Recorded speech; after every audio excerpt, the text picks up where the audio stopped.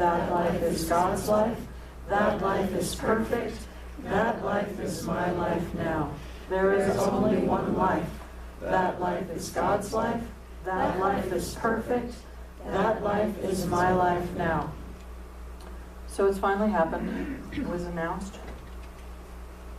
I don't know if you caught this little press conference, but in the current trends of mergers and acquisitions and all things corporate, it has been announced that Christmas and Hanukkah are going to be merged. This deal has apparently been in the works for like 1,300 years. But there's a lot of details still missing, but it is believed that the overhead cost of the 12 days of Christmas and the 8 days of Hanukkah are becoming a little much for both sides. So we're told that by combining forces, the world will enjoy consistently high-quality service during the 15 days of Christmaka, as we're going to call the new holiday. So unfortunately, though, the lords of leaping and maids of milking are getting laid off. And as part of the conditions of the agreement, the letters on the dreidel, which are currently in Hebrew, are going to be replaced by Latin, so they will become unintelligible to an even wider audience. And then instead of translating those words to "a great miracle happened there," the message on the dreidel will be more generic, "miraculous stuff happens." In exchange for all of that, the Jews will be able to use Santa Claus and his vast merchandising resources for buying and delivering their gifts.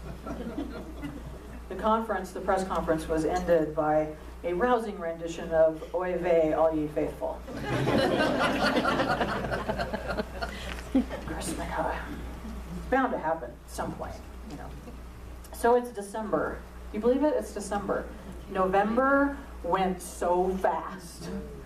And so December is like this, it's this month of hope and promise and family and finals and Jesus and Santa, yes, in the same sentence, and all of the mushy commercials. Am I the only one that cries at commercials at Christmas? Yes. Really? Oh, that's sad. And food and gifts and shopping and bows and, did I forget anything? Okay, good. Presents. Yes, presents, shopping, presents. It's December 1st, and I don't know about you, but I already feel behind. And I have to admit that there are times when I really wish that I could just jump to the new year and skip all of it. And then there are other times when I am so enamored and grateful and kind of amazed by sort of this miracleness of it all. And the wonder of all of it. And very often those same two things can happen in the same 5 minutes. Do you know what I mean? Like it's 1 minute of, oh man, and then the next minute of, oh, and then, oh, you know, and the whole month is like that. But I always end up in conversations with people throughout the holiday season asking why we kind of do Christmas as a New Thought community. You know, because we don't really plant our, well, we don't at all, not really. We don't at all plant our faith in the Savior doctrine, which is kind of in the United States sort of been this push about Christmas a little bit. What we do is that we look continually at the common truths among all spiritual traditions, because we know that there is larger truth in those things that come together and have that synchronicity. And December, quite honestly, is sort of the perfect storm of all of it. You know, Christmas really started as a pagan holiday a very, very long time ago. And so we had solstice. And then we had Hanukkah, and we still have both of those things going on simultaneously at this time that we also have Christmas. And sometimes, depending on how the calendar works, there is a Muslim holiday also. Eid is also in this month. So we live in the midst of it, and it is impossible and frankly not very much fun to ignore it all. I mean, I've had years in my life where I just went, oh, I'm just not doing it. And I never make it through that because it's no fun, really, to not do it. And I think that it's really important for us as people who call ourselves metaphysicians and New Thought Christians and and spiritual seekers. We have all of that in the room all of the time. You know, to find meaning in these traditions that we have had and grown up with so that we can embrace them for ourselves and find new life in them for ourselves and then explain them to our families and friends. You know, all of these, so we get to claim the Christmas story, which we see over and over again. And you know, I have to say, I went back to the Bible version of the Christmas story this year, which we're going to talk about some of that a little bit. And the Bible version is not nearly as entertaining as the TV version. You know, really, like the Away in a Manger version, or I can't think of the right Christmas show right now, but those versions, they're just so much more light and fun. And Little Drummer Boy is a way better story, honestly. But it came from there. So the three holidays, solstice, Hanukkah, and Christmas, are all about light. It is all about the season of light. In this time when the days are the shortest they are, we bring this idea of light to our lives. Solstice was about the return of the sun itself in the form of longer days. That's what that's about. It is the promise that winter will be over someday.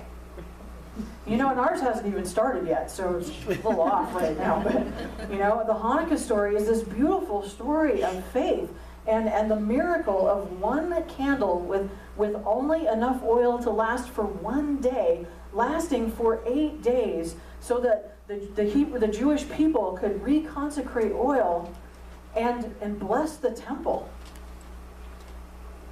It was enough in that time. And then Christmas, the birth of the child Jesus, which is celebrated as a bringer of new light into the world. Now, in the Jewish mystical tradition, the Kabbalah says, first we receive the light, then we impart the light. Thus we repair the world. First we receive the light, then we impart the light. Thus we repair the world. So I thought this year, I kind of looked back over the last several years in my Christmas talks, which I should never do, because I look back at the ones I did a few years ago and I go, oh, it's terrible. But so I appreciate you all sticking that out. And but I thought this year we would do our own version of Advent, taking a look at the metaphysical meanings behind the parts of the biblical birth story by looking at faith, which we get to continue practice growing all of the time, and then looking at peace and joy and love as those qualities of God that infuse these weeks of this holiday season. So for this month, I want to ask you to think about the life of Jesus a little bit differently. What if we all embraced the idea that Jesus represents the Christ awareness in each of us as we allow it to become more and more active in our lives? You know, the thing about the man Jesus was that he simply understood that his connection to allness and to God so deeply that as he spoke, things happened. That he was just as the same as you and I in terms of our ability to create. He just did it a lot faster. So what if we were able to embrace this idea that this Christ awareness is growing within each of us? Jesus' life represents spiritual humanity in expression. It is the destiny that each of us are destined to become. It is who we are able and moving towards at all times. Now, the saga of Jesus and his life is the saga of our own soul. It is the up and down and the movement and the hero's journey that every one of us on a spiritual path moves through at some point. You know, it's all where we are all capable of going. His birth, the story of his birth to a virgin, represents the birth of the Christ in you, capable of only being conceived by God. That place within us is totally, simply connected to God and is not brought about by anything else. So the thing is, though, if we look at the story of Mary and Joseph leading up to that birth, their story is totally one of walking in faith. They were just regular people. He was a carpenter. She was a young woman in the village, which meant mostly she was waiting to get married, because that's kind of how the times were for women. But they were just regular people who had this thing come upon them. So what is faith today, to me, today? Faith is, I'm going to call faith expectation. But it is the expectation that is so strong within us that nothing else gets in its way. By which I mean, you don't allow any other thought but that which you are wanting to create or wanting to experience or wanting to be a part of to get in the way of that experience. One of my favorite Ernest Holmes quotes ever has been, "Faith is a mental attitude which is so convinced of its own idea, which so completely accepts it, that any contradiction is unthinkable and impossible." Any contradiction becomes unthinkable and impossible. Now that is hard work in our brain wiring, to stay so focused on, let's say, our own well-being in our body. Let's say we're so focused on our healing that nothing outside of that is possible in our minds, that we do not entertain in any way that anything else could be happening in any part of our body. And the thing about that is all of that works. God works in that only in the container that we provide. So it's our work, our job to grow that container if we're wanting to grow that experience. We are the container for the gifts, and we can only receive what we conceive of receiving. Did I get that out right even? Yes, I did.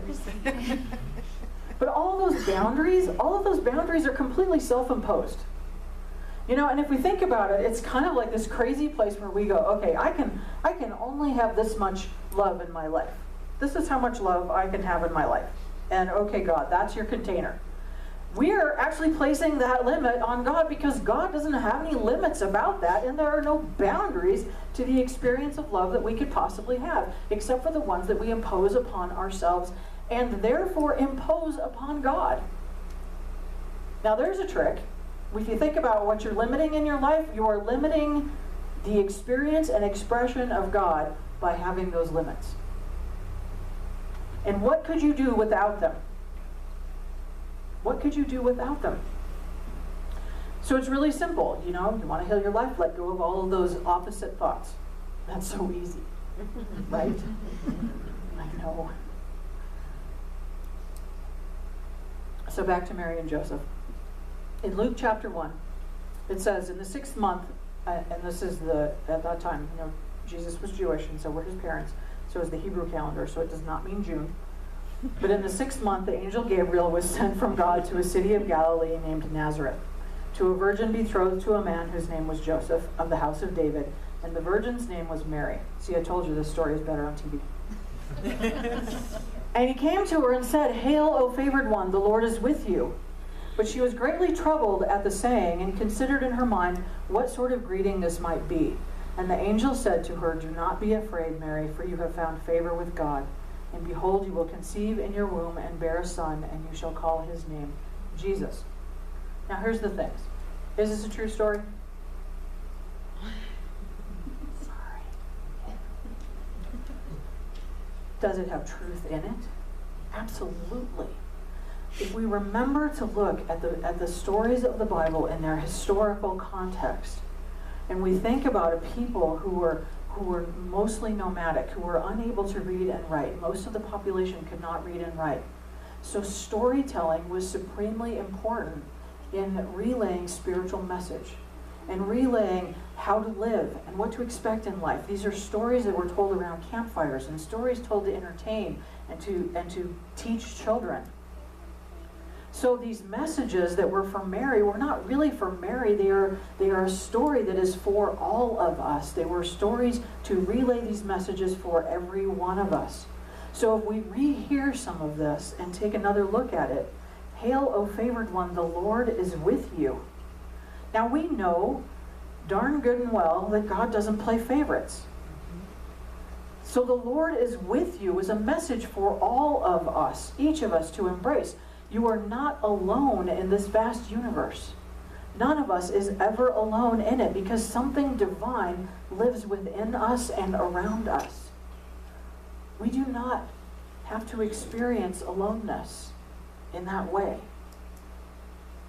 And not only that, but you are so not alone that your faith will lead you to the voice within you that will remind you that you are not alone if you simply take the time to listen. But we're in control of all of that. The listening, the time, the container, that's our spot. That's when we get to choose. You will conceive within yourself. If that's a message for all of us, guys, you too. If that is a message for all of us, you will conceive within yourself a gift of light that is the thing that is your gift to bring into the world. You will find it within you. It's not out here anyplace else. It's not waiting for the angels to send it down from you. I mean, I know I spent a number of years in my life really wishing that a piece of paper would fall from the sky and tell me what I'm supposed to do. It was not until I got quiet enough and often enough that I started to hear that different voice that said, no, you are not going to manage drivers at FedEx your whole life. And then it says, be not afraid. Be not afraid. Do not be afraid. The angels, do not be afraid, Mary.